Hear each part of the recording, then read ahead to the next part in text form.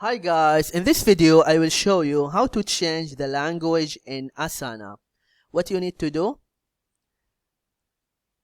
first you go to asana.com and then you log in your account.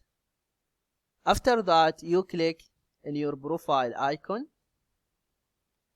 and then my settings. After that display language English, just click here and you can select any other language. They have Dutch, Spanish, French, Italiano. For example, if I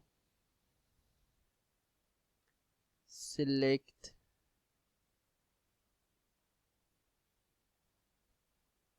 French and then click save and reload.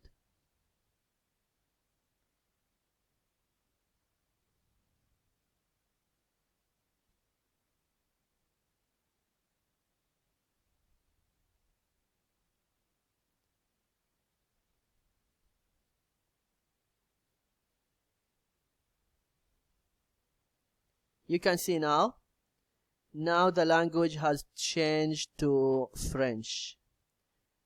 This is what you need to do if you want to change the language in Asana. I hope this video is helpful, and don't forget to give a like and subscribe to the channel if you are not subscriber yet.